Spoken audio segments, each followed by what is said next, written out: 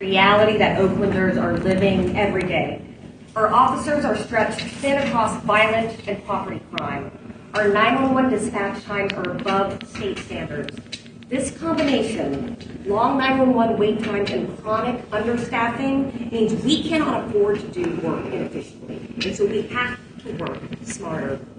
As chair of the Public Safety Committee, the proposal before our City Council today, a real-time crime operations center with surveillance cameras. This is retaining 290 ALPR cameras, 40 PTZ cameras, as well as the community camera safety program, is an essential public safety tool for Oakland right now. If we do not pass this today, we lose access to our existing automated license plate readers network by the end of the year. That's losing 290 cameras for the city of Oakland, to be clear. Much has been said about the fear that these cameras would be used as a tool for ICE. I want to be very clear. As someone from an immigrant family who has spent my career fighting for immigrants, a vote for the system is not a vote to support ICE or to give tools to ICE.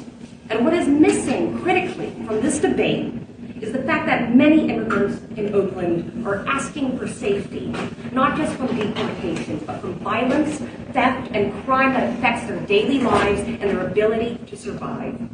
A large share of immigrants, especially undocumented immigrants, work in small businesses. We're talking restaurants, construction, the very sectors being hardest hit by crime right now. Restaurants are being robbed repeatedly, leading to cut shifts. Tools are being stolen from construction sites, and jobs disappear. Stores close early because it's unsafe, and workers lose these hours. And data supports this. 55% of victims are Latino, and this is a vast overrepresentation of the immigrant community in our crime statistics.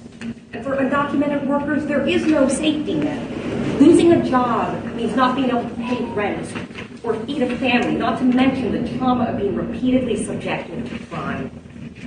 The risks that some are raising that Oakland would violate its sanctuary law and share data with immigration enforcement is illegal and prohibited by law. The harm from crime, however, is real and already happening in immigrant communities. Automated license plate reader cameras capture vehicle information that helps solve carjacking, shootings, robberies, and human trafficking at a time when Oakland's clearance rates are too low and too many victims never see accountability. When crimes go unsolved, it sends a message that violence happens with impunity, especially against immigrants who are targeted because they are less likely to report crime. And there's also the regional reality that we must face. Most neighboring cities in Alameda County already use this technology. Oakland cannot afford to be an outlier. Turning off this tool risks making Oakland the easiest place to commit crimes and escape accountability. And none of this means ignoring civil liberties, quite the opposite. What we are proposing is stronger guardrails than ever before. We are requiring the vendor to disable the national lookup feature at a system level. This is the feature that's been written about in news articles, hard-coded, with no ability for any individual to turn it on. Oakland's system will not be used in nationwide searches or used as a backdoor for federal enforcement. OPD has limited sharing to trusted local jurisdictions. Any agency requesting access to Oakland's footage must affirm that they do not share data with immigration enforcement, and if they cannot make that commitment, they do not get access, period. We are reinforcing Oakland's sanctuary protections by making explicit that this data cannot be used for immigration enforcement consistent with state law and city ordinances. Furthermore, we are strengthening oversight, independent audits, and accountability so the public and city council can verify how this technology is used and hold the city accountable if it is not.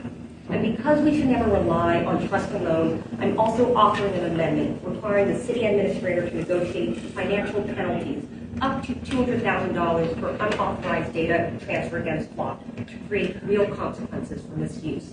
This is what responsible governance looks like.